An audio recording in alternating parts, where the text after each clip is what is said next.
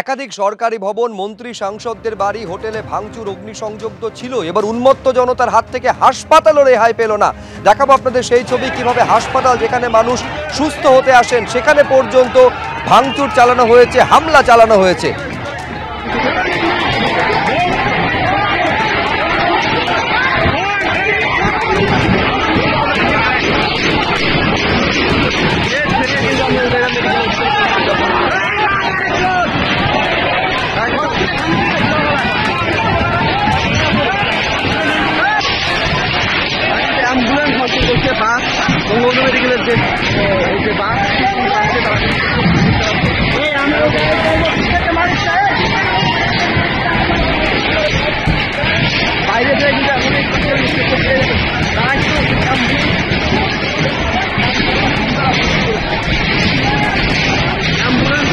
দেখতে পাচ্ছেন হাসপাতালের সামনে দাঁড়িয়ে থাকা অ্যাম্বুলেন্সে পরপর ইট ছোড়া হয়েছে এবং তাতে ভাঙচুর করা হয়েছে অ্যাম্বুলেন্সে। একেবারে যে হাসপাতাল যেখানে অসুস্থ মানুষ সুস্থ হতে আসেন সেই হাসপাতাল পর্যন্ত উন্মত্ত জনতার ক্ষোভ এবং রোষ থেকে রেহাই পেল না, সেখানে পর্যন্ত ভাঙচুর চালানো হলো।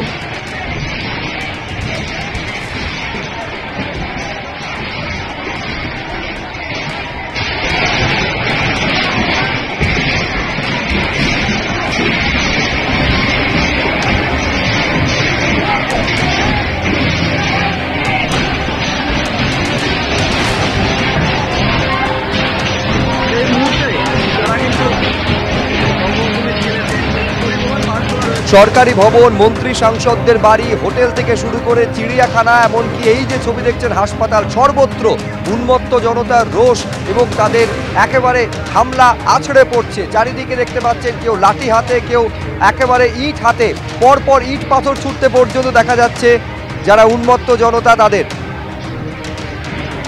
এই হিংসা এবং হানাহানির ছবি সর্বত্র দেখা যাচ্ছে বাংলাদেশের। গতকাল থেকে যে ছবি শুরু হয়েছে ধারাবাহিকভাবে সেই একই ছবি, আরো অবনতির দিকে যাচ্ছে বাংলাদেশের বিভিন্ন জায়গার পরিস্থিতি।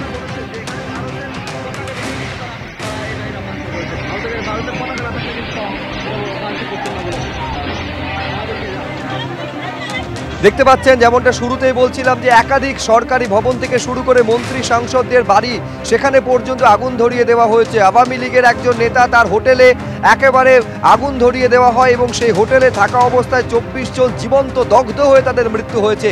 এই ছবি কিন্তু বাংলাদেশের বিভিন্ন জায়গায় দেখা যাচ্ছে। গতকাল আপনারা জানেন যে প্রধানমন্ত্রীর বাসভবন, গণভবন সেটা কার্যত আন্দোলনকারী বিক্ষোভকারীদের দখলে চলে গিয়েছিল। সংসদ ভবন, পার্লামেন্ট সেইটা পর্যন্ত বিক্ষোভকারীরা ভেতরে ঢুকে পড়েছিলেন। এবার এই ছবি গতকাল থেকে যা সূচনা হয়েছিল, ধারাবাহিকভাবে সর্বত্র বাংলাদেশের এই রকম ছবি দেখা যাচ্ছে। নির্বিচারে তাণ্ডব লীলা চালানো হচ্ছে, হামলা, ভাঙচুর, অগ্নিসংযোগ এবং হত্যালীলা, কিছুই বাদ নেই।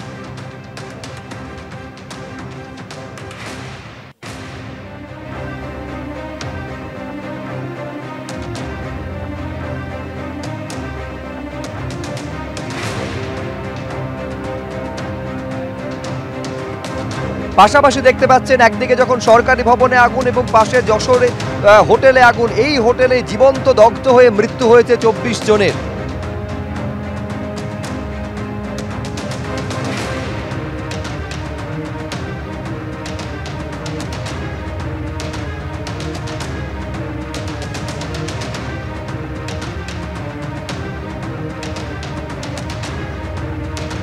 এইবার আপনারা দেখছেন ইন্দিরা গান্ধী কালচারাল সেন্টারে তাণ্ডব। গতকাল এই তাণ্ডব চালানো হয়েছে এবং আগুন ধরিয়ে দেওয়া হয়, পুড়ে খাক হয়ে গিয়েছে ইন্দিরা গান্ধী কালচারাল সেন্টার। অর্থাৎ একেবারে যখন সেনা শাসন চলছে, গতকাল আনুষ্ঠানিকভাবে সেনাপ্রধান তিনি ঘোষণা করলেন যে সেনা দায়িত্ব নিচ্ছে, সেনার ওপর আস্থা রাখার কথা। আবেদন পর্যন্ত জানানো হলো যারা আন্দোলনকারী বিক্ষোভকারী তাদের হিংসা থেকে দূরে সরার কথা, বিরত থাকার কথা বলা হয়েছে। কিন্তু সেই আবেদনই সার। যে ছবি গতকাল থেকে শুরু হয়েছে, উত্তরোত্তর সেই পরিস্থিতি অবনতির দিকে যাচ্ছে। ইন্দিরা গান্ধী কালচারাল সেন্টারে আগুন এবং তারপর এই হচ্ছে আজকের ছবি।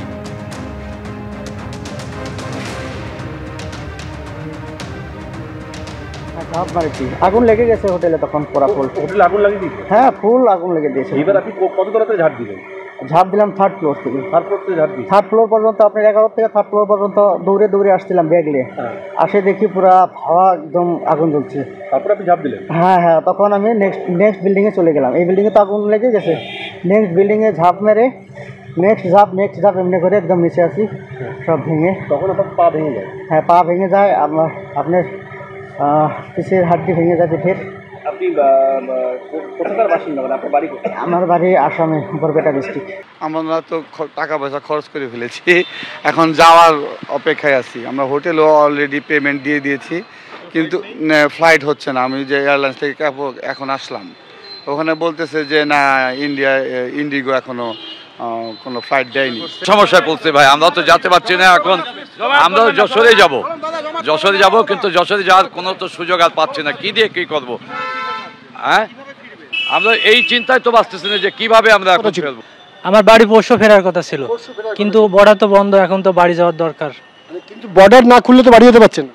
বর্ডার তো না খুললে তো বাড়ি যাওয়া হবে না, বর্ডার খোলা পর্যন্ত অপেক্ষা করতে হবে। আগামীকাল বাড়ি ফেরার কথা আছে, বর্ডার বন্ধ বললে যেতে পারছি না। টাকা পয়সাও শেষ হয়ে গেছে, রুম ভাড়াও দিতে পারতেছি না। এখন বাসায় যাব, বাসায় ছেলে মেয়ে সব কান্নাকাটা করতেছে।